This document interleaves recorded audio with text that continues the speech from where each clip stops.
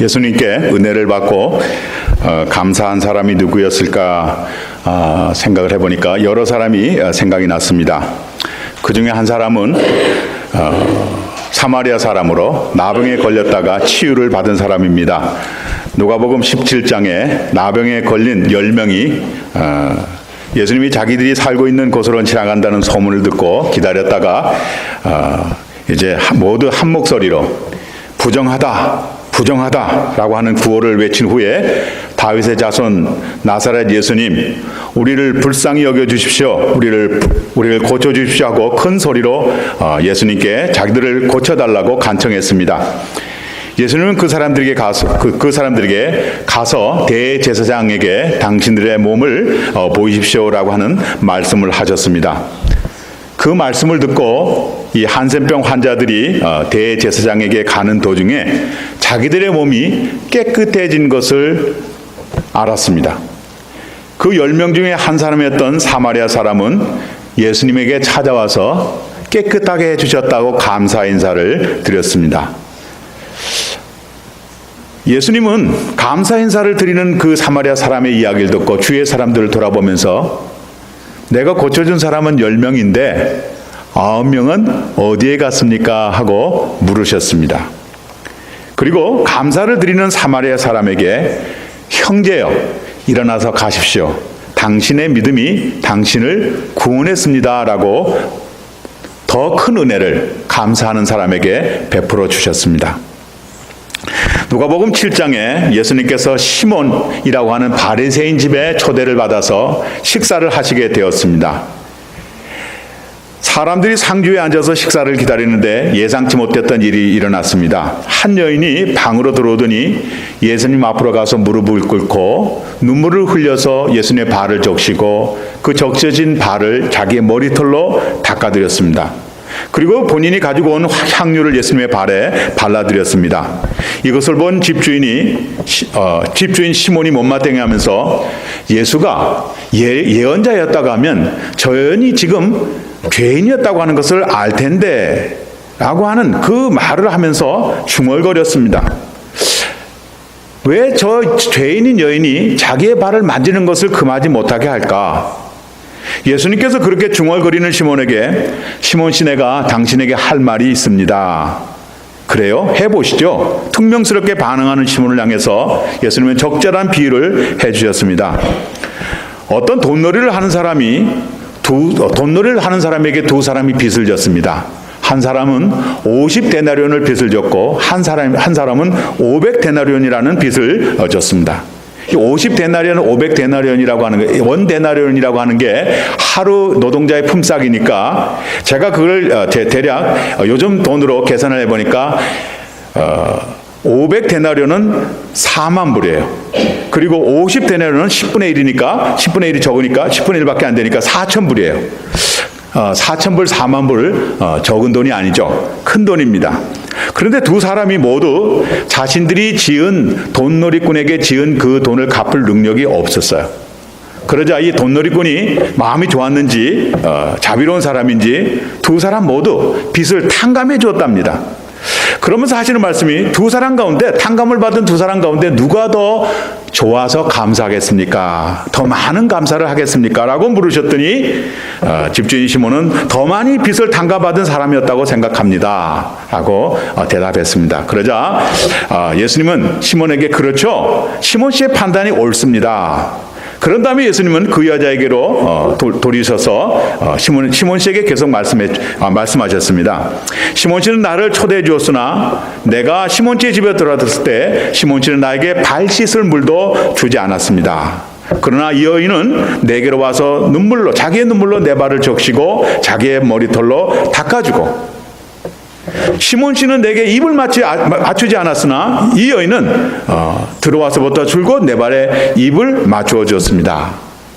우리가 잘 알듯이 이 예수님 당시의 유대 사람의 풍습에서 손님을 초대했으면 정결 항아리에서 물을 떠다가 발을 씻어주고, 그리고 키스를 해주는 것이 우리가 악수하고 인사하는 거나 같은 예인데, 이 시몬이라고 하는 바리새인은 예수님을 초대하고 그것으로 끝나고 전혀 다른 것을 하지 않았다고 하는 말씀입니다. 그래서 예수님은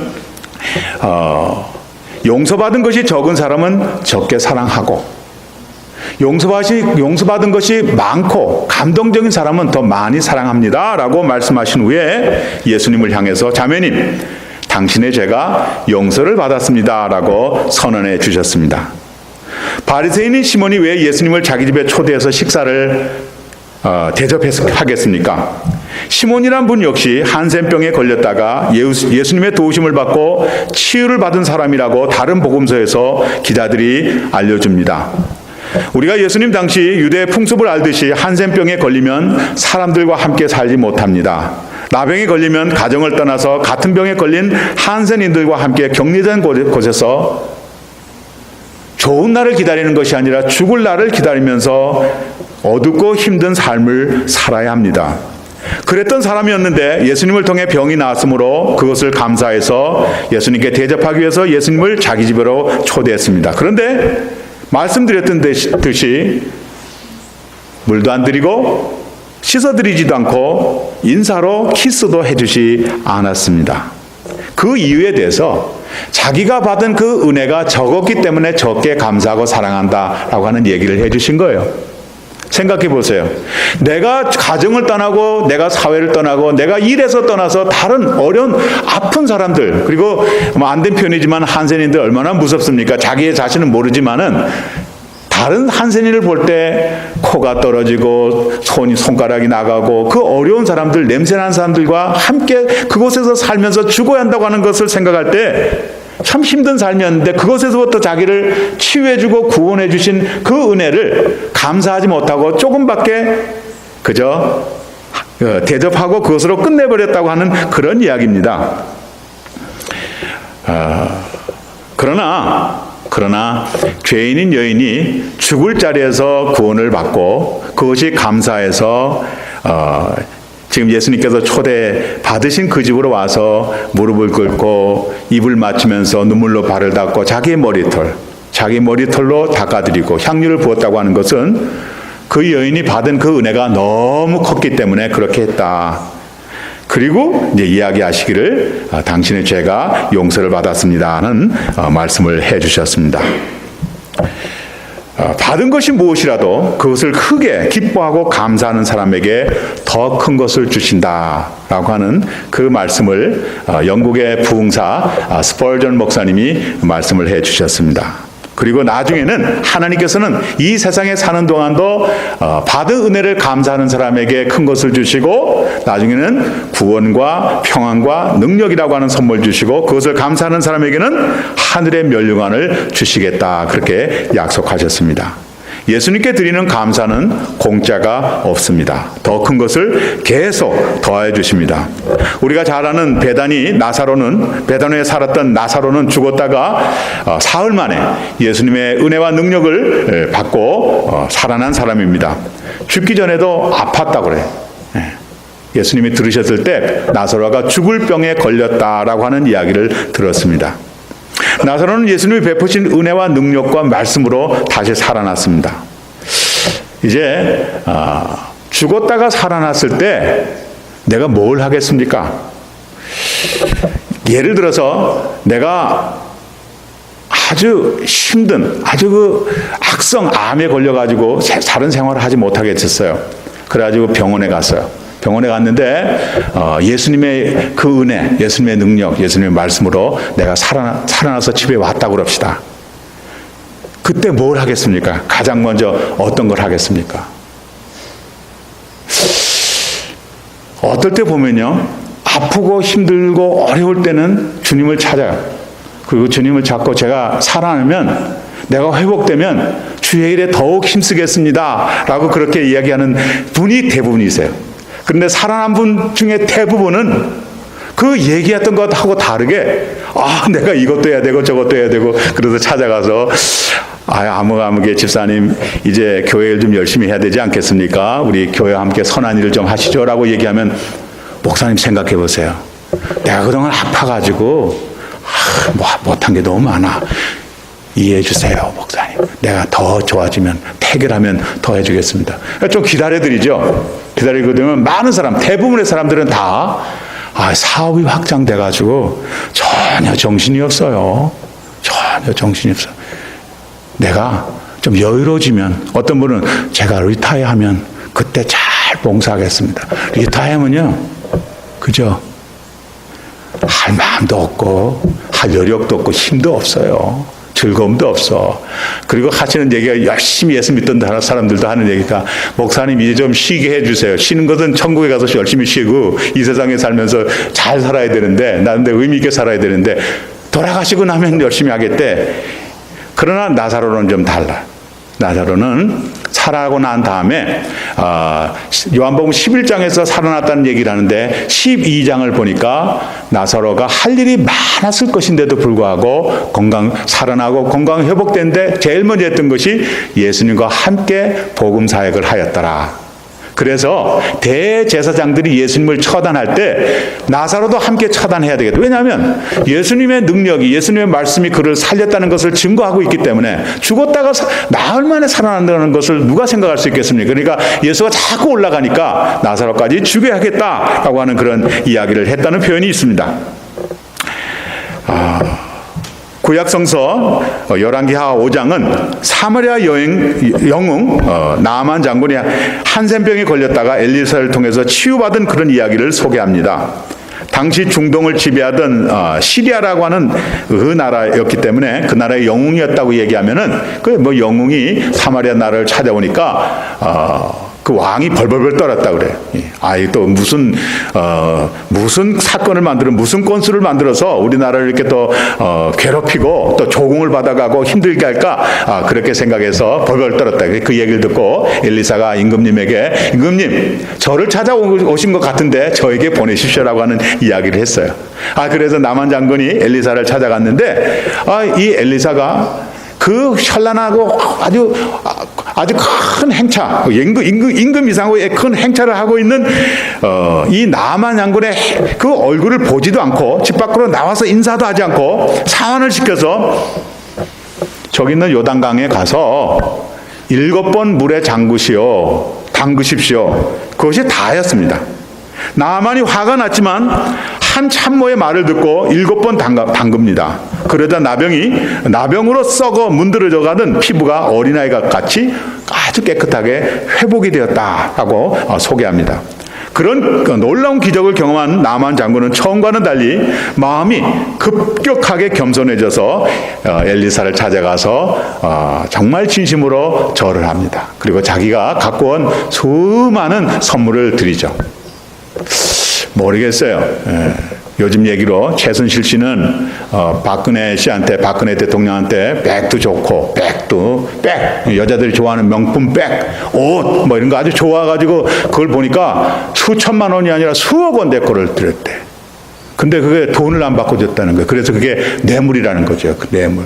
그러니까 이 최순실이 그냥 거기서 빗선으로 큰 활동을 한 거 인정을 받고 그런 모습이에요. 근데 이 엘리사는 자기가 나병에서부터 고쳐줬는데 그런 거 하나도 안 받았다는 거예요. 이게 참 깨끗한 사람이에요. 그래야지 좀 떳떳하지 않겠습니까? 자기 할 말을 하지 않겠습니까? 그런 엘리사 선지자에게 다시 한번 절을 하면서, 내가 우리나라 돌아가서도 당신의 하나님 야훼를 진심으로 섬기겠습니다. 그런데 굉장히 정직한 사람이었던 것 같아요. 그런데 제가 우리나라 임금님과 함께 임금님이 찾는 그런 성당이라고 그럴까요? 그 제사 지내는 그런 장소로 갈 때는 임금님을 따라가야 하는 그런 전례가 있기 때문에 그것만은 용서해 주시기 바랍니다. 그러나 내 마음은 더 이상 다른 신을 섬기지 않겠습니다 라고 하는 이야기를 하면서 돌아갔다는 그런 이야기입니다. 그 이후로 나아만이 엘리사를 찾아왔다는 그런 이야기가 없어요. 이 얘기는 무슨 얘기입니까? 나병에 다시 재발되지 않았다 하는 그런 이야기입니다. 건강한 모습으로 기쁨과 행복으로 살았다 하는 그런 얘기입니다. 은혜를 받은 사람들의 이야기를 들으시면서 하나님께 감사해야 한다는 메시지를 간접적으로 들으실 겁니다. 그런데 어떤 분들은 본문과 은혜가 그리고 감사가 어떤 관련이 있을까라고 생각하시는 분들이 계실 겁니다. 본문을 기록한 분은 바울 사도입니다. 바울은 원래 복음을 전파하는 사도가 아니었고 복음의 편에서 복음을 옹호하던 사람도 아니었습니다. 복음의 반대편에서 복음을 전하는 사람들을 핍박하고 죽이고 감옥에 가두는 그런 사람이었습니다. 복음을 반대하는 사람이었습니다. 그랬던 사람인데 다메섹으로 가는 길에서 예수를 만납니다. 예수님이 바울을 찾아가서 만나 주셨습니다. 자기를 만나신 예수님은 바울을 구원하기 위해서 십자가에 죽으시고 부활하셨다고 알려주셨습니다. 바울은 깨달았습니다. 자기는 이 세상에 사람의 몸으로 오시고 자기를 위해 십자가 지고 죽으시고 부활하셨는데 부활하신 그 예수의 은혜를 모르고 자기를 살리는 은혜를 반대하고 핍박하고 심지어는 죽이는 그런 일까지도 했다는 것을 알았습니다. 한편으로 그렇게 하였던 자기가 너무 죄스럽고 한편으로 너무 감사했습니다. 예수님이 베푸신 그 은혜를 감사하면서 예수님을 위하여 무엇이라도 하겠다는 마음을 가진 바울에게 예수님이 지고 죽으신 십자가 그리고 다시 살아나신 부활의 복음을 전파하라고 말씀하셨습니다. 바울은 그때부터 죽을 때까지 일생 동안 복음 전파자가 되었습니다. 예수님의 십자가와 부활의 은혜를 경험한 사람들에게 나타나는 공통적인 특징이 있습니다.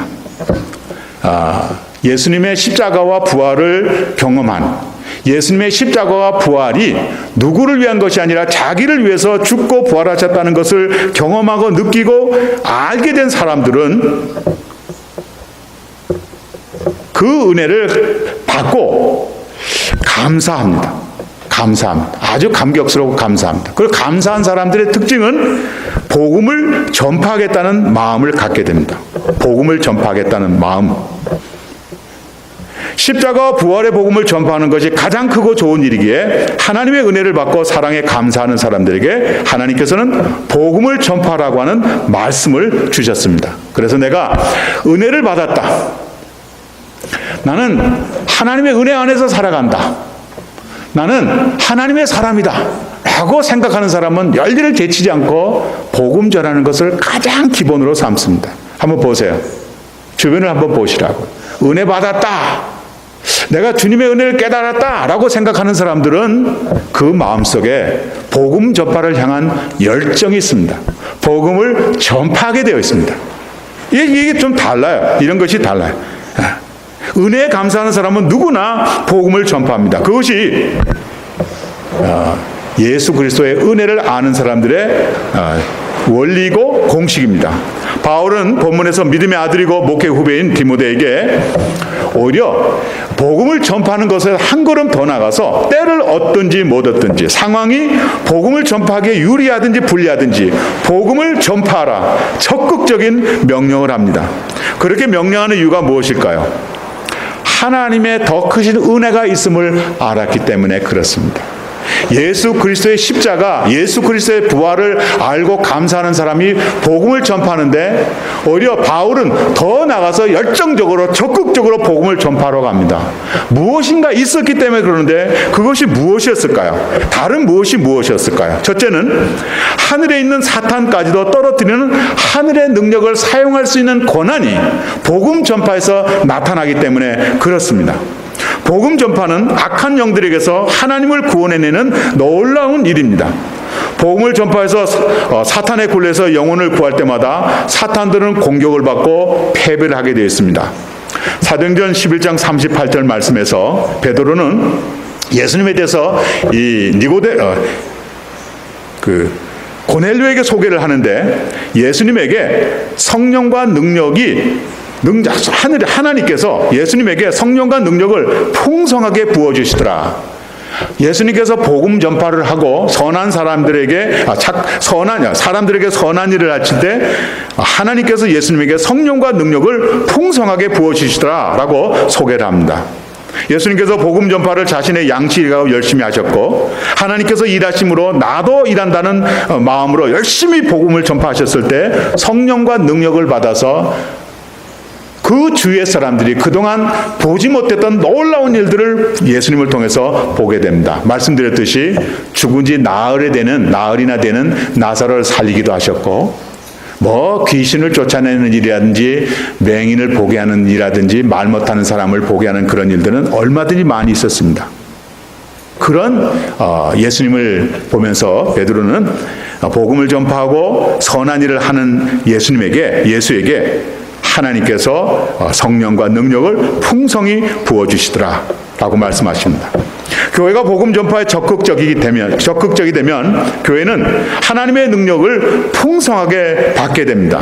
당연히 교회에서 볼 때는 하나님의 능력이 나타나는 것을 알게 됩니다.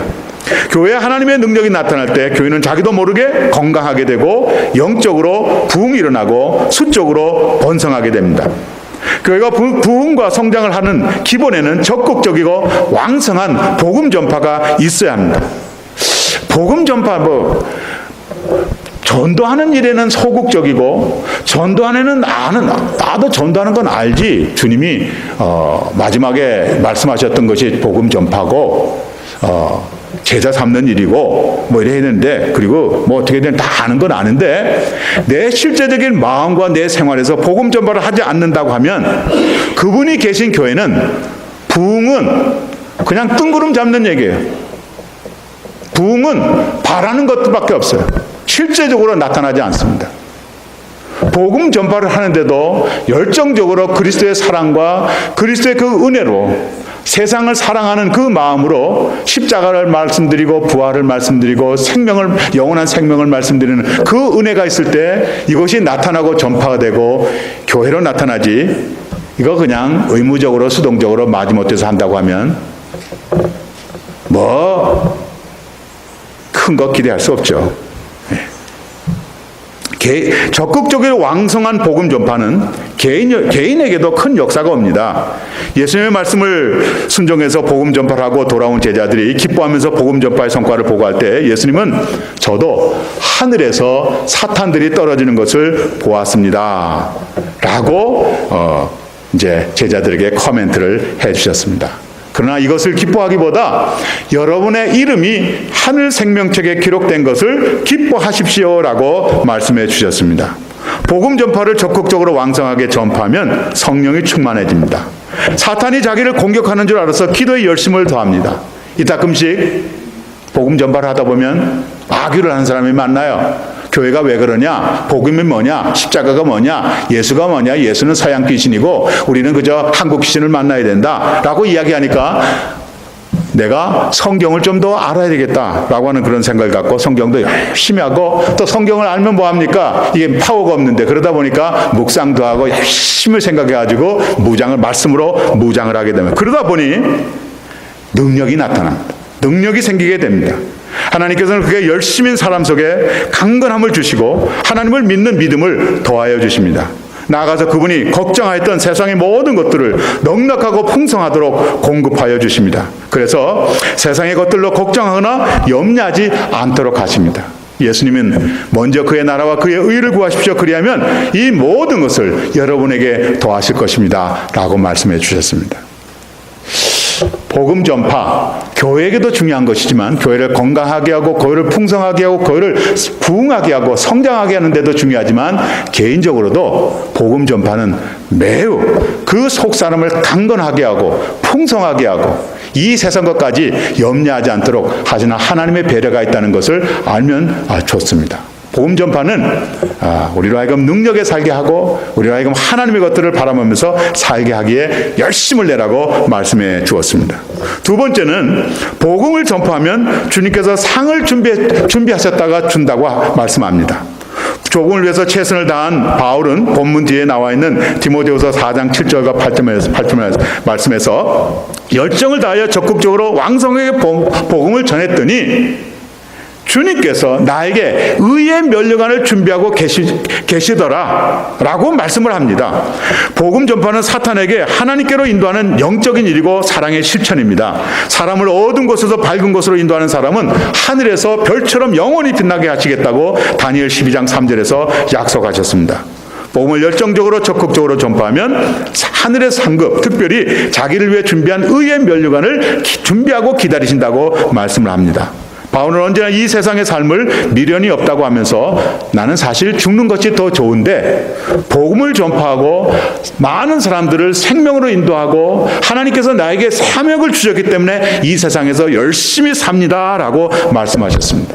그리고 이 세상에 눈에 보이는 것 그런 것보다도 보람되고 의미 있고 가치 있는 그런 일들을 위해서 사는 것이 가장 중요하다고 말씀을 하였던 바울입니다. 그런 바울은 디모데 목사도 자기처럼 의의 면류관을 기다리며 사역에 최선을 다하라고, 복음 전파에 최선을 다하라고 아주 적극적으로 열성적으로 복음 전파를 하라고 명령을 합니다. 디모데 목사에게 기회가 좋든지 나쁘든지 꾸준하고 왕성하게 그리고 적극적으로 복음을 전파하라고 바울은 말씀을 하는데 바울은 어떻게 복음을 전파했습니까? 바울이 복음을 전하는 그런 내용들을 고린도후서에서 쭉 이야기를 하는데 사실 좋은 때도 있었지만 좋지 않은 때가 어쩌면 바울의 사역에서 90%가 좋지 않을 수 있습니다. 개척을 한다는 게 얼마나 어렵습니까? 제가 우리 교회를 같이 이렇게 분리개척을 해서 우리 장로님이 사역을 하지 않으실 때 집사님들 몇몇 분하고 뭐 이제 나가신 분도 계시고 계신 분도 있는데 그동안 제가 목회를 하면서 경험하지 못했던 그런 참 어려움들이 있었어요. 그런데도 불구하고 이런 분들을 잘 세우고 뿌리를 내리게 해서 교회 기둥이 되게 해야 된다 하는 그런 사명이기 때문에 참죠. 모든 것을 참고 기도하면서 밤을 새워가면서 참고 기도했던 그런 일들이 있습니다. 개척을 시작을 하면서 이제야 뭐 장로님도 들어오시고 하기 때문에 어느 정도 제가 그렇게 고민하지 않아도 되는 그런 부분들을 다 이제 말씀을 하고 정리를 해주지만 중이 제 머리를 못 깎는다고 어떻게 그 혼자서 집사님 이건 이렇게 해야 되고 저건 저렇게 교원이 이렇습니다. 이걸 어떻게 얘기해요? 그걸 아셔야죠. 네. 그걸 또 왜 얘기 안 했냐고 하는 그런 분도 계시거든. 참 답답했어요. 네. 그런데 개척교회 목회를 여태까지 개척교회라고 하는 걸 해보지 않았다가 개척교회라니까 상당히 그런 어려움들을 제가 겪었던 그런 경험이 있는데 그러나 맨 땅에 헤딩한다고 교회도 없는 데 가가지고 복음을 전파해서 교회를 세운다고 생각해 보세요. 개척교회 목사보다 더 힘들어요. 개척교회 목사는 그래도 우리 교회 나올 때는 우리 정전사님 아이들 빼면 그래도 한 10명은 됐거든요. 10명을 됐을 때는 그래도 10명에서 뭐 김창현 집사도 있고 몇몇 분도 있어가지고 같이 얘기도 했고 뭐 그런 얘기가 되는데 아무도 없는 거예요. 예수의 복음도 아무도 없는 거예요. 그러니까 뭐 90%가 아니라 99%가 굉장히 힘든 그런 일이었죠. 그런데 거기다가 또 매도 맞아요. 어른이 40에서 하나 뺀 매를 5번이나 맞고 뭐 그런 얘기를 쭉 이제 이야기를 하거든요. 얘기 쭉 하는데 그래서 얘기하는 거예요. 내가 복음을 전파할 수 있는 좋은 상황이든지 나쁜 상황이든지 어느 상황이든지 열정적으로 복음을 전하라고 했는데 바울은 보니까 감옥에서도 복음을 전하는 거예요. 감옥에서 복음을 전하죠. 그러다가 간수를 전도하지 않습니까? 빌립보에서. 그리고 유라굴라라고 하는 큰 태풍 속에서도 복음을 전파했어요. 몰타 섬에 가서 전파했어요. 그리고 그 몰타 섬의 추장에게도 전파했어요. 로마의 황제 가이사에게 재판을 받게 될 죄인의 몸으로 있으면서도 자신을 신문하는 아주 지위가 높은 벨릭스, 벨소와 같은 총독에게도 복음을 전파했습니다. 아그리파 인권과 같은 왕에게도 복음을 전파했습니다. 자기의 말을 조롱하는 아테네 사람에게도 복음을 전파했고 자기가 잘못된 교리를 전파한다고 붙잡아서 돌로 치고 때리는 유대 무리들에게도 로마 천부장의 도움을 받아서 복음을 전파했습니다. 그러니까 목사님 저는 복음을 전할 사람이 없어요. 여기 누가 있습니까? 미국 사람도 있고요. 또 히스패닉도 있고요. 또 에시안도 있고요. 뭐 여러 많은 사람들이 있어요. 만나는 사람들에게 내가 할 수 있는 게 뭐가 있습니다. 중요한 거는 이 영적인 사람들이기 때문에 우리가 영어를 하지 않는다. 영어를 유창하게 하지 못한다 할지라도 그냥 되는 거예요. 내 마음으로. Do you believe Jesus? If you believe Jesus, you got saved. You'll be saved. 뭐 얘기하는 거, 뭐 할 수 있는 거예요. Go to heaven. 뭐 어떤 얘기인데. 근데 내가 어떤 이야기를 한다 할지라도 내가 성령에 사로잡혀서 그 말을 할 때 그 사람과 연결될 것이고 방언이라고 하는 얘기가 뭡니까? 사도행전 2장 말씀에 보니까 방언을 받아요. 방언을 받는데 그 당시에 6월절이기 때문에 많은 곳에서 왔던 그 유대인들이 디아스포라들이 그 이야기를 듣고 이 사람들이 어떻게 우리 지역에서 하는 말들을 하는가? 그러니까 내가 여기서 지금 예루살렘에서 방언을 받아서 방언 기도를 하고 있는데 다른 곳에서 왔던 사람들이 자기네 말을 한다고 너무 이상하게 생각하는 거예요. 그러니까 하나님의 능력을 아는 사람들은 내가 영어가 되지 않아서 내가 한국말로 복음을 전파하고 내가 어떤 말로 복음을 전파하든지 그 사람과 소통하게 할 뿐만 아니라 마지막에는 방언을 통해서 그 사람에게 들려지는 말을 전하게 하신다는 그런 말씀입니다. 그렇게 열정을 다하면 육신의 죽음이 두렵지 않게 됩니다. 하늘에 준비된 의의 멸류관과 같은 상급을 보기 때문에 그렇습니다. 하늘의 상급을 바라보는 사람이나 생명책에 기록된 것은 사람이기 때문에 생명책에 기록된 것은 당연한 일이었겠죠. 그런 구원의 확신을 갖도록 디모데 목사에게 열정적으로 적극적으로 복음을 전파하도록 명령을 합니다. 우리말에 그런 얘기가 있어요. 대기업에서 하는 그런 얘기인데 목표를 잡을 때 100%를 잡지 말아요. 110%나 120%를 잡으래. 그렇게 해야 100%를 할 수 있다고 얘기하죠. 100%를 잡으면 80%, 70% 그거밖에 안 된다는 거예요. 그래가지고 120%. 그런데 바울이 그 원리였을까요? 그분들보다 먼저 복음을 전파하시오라고 하는 그런 얘기가 아니라 복음을 적극적으로 열정을 다해서 성심을 다해서 때를 얻든지 못 얻든지 그때 그 위치가 중요하든지 나쁘든지 그냥 복음을 전하라는 거예요. 어느 곳이든 복음을 전하라. 그러면 놀라운 역사가 나타나는 거예요. 그러니까 아그리빠나 페스토가 바울이 복음을 전하는 걸 보고 바울아 내 상식이 내 학식이 너를 미치겠다 그런 얘기를 해요. 뭔가 그리고 벨릭스라고 하는 그 총독은 바울이 전하는 그 얘기를 듣고 무서워했다 그렇게 표현합니다. 얼마나 바울이 열정적으로 했는지 그런 사람에게 하늘의 생명책에 이름이 기록되지 않았느냐는 말씀입니다. 대림절 경건의 시간을 통해서 무엇보다 자기를 향한 하나님의 은혜와 사랑을 깨달을 수 있기를 바랍니다. 예수님께서 이 세상에 사람으로 오시는 것이 인류의 죄를 갚아주기 위해서 오셨대. 멀리 보여요. 예수님께서 십자가 지신 것 우리 모두를 위해서 지신 거야. 멀어져요. 그러나 하나님이 사람이 되셔서 우리에게 오셨다는 것. 예수 그리스도가 십자가를 지신 것 다 나를 구원하기 위한 것이었어 라고 하는 그 말씀을 듣게 되면 조금 달라질 거예요, 느낌이. 그리고 예수 그리스도가 십자가를 지시고 내 죄를 씻어주는 것을 확증하고 증언하기 위해서 부활하셨다는 그 말씀을 듣게 되면 성령께서 우리 마음에 주장하시게 된다면 감동이 일어나게 될 겁니다. 예수 그리스도, 이 크리스마스의 사건이 그냥 막연한 사건이고 그냥 지나가는 사건이 아니라 내가 예수 믿고 구원받고 하나님의 사람이 되었다고 하는 그런 구체적인 놀라운 사건이 우리에게서 일어나게 될 겁니다. 그런 그 은혜를 주님 앞에 감사하는 것이 전도라고 하는 말씀이에요. 복음 전파라고 하는 말씀이에요. 그저 내가 생각하기에 나는 예수 믿었으니까 나는 생명책에 기록되었으니까 난 천당 갈 거야. 막연하게 생각하는 거예요. 막연하게 생각하니까 어떻게 하냐면 구원받은 사람은 안 떨어진대. 나는 그냥 구원받는 거야. 할 거 다 하고. 그렇게 하지 말라는 얘기예요. 바울이 디모데 목사에게 하는 얘기는 그렇게 하지 말고 더 열정적으로 복음을 전파하십시오. 적극적으로 복음을 전파하시오. 그렇게 하면 생명책에 기록된 것은 물론이고 하늘의 상급으로 여러분을 기다리게 될 것입니다. 뿐만 아니라 우리가 살아가는 동안 예수 믿는 사람, 진정으로 예수 믿는 사람, 뜨겁게 예수 믿는 사람, 예수 믿는 그 다음 예수의 사람 다음이 우리에게서 나타날 것이라고 하는 능력 있는 사람, 경건의 모양만 있는 것이 아니라 경건의 능력까지 나타나는 그런 놀라운 역사가 일어날 것이므로 복음 전파를 의무적으로 마지못해서 그냥 하는 거니까 이렇게 하지 말고 열정적으로 적극적으로 복음을 전파하라 그렇게 말씀합니다. 우리 아까 수연이가 뭐라고 표현하지? 기도하면서 난 그렇게 기도하는 거 처음 들었어 오늘.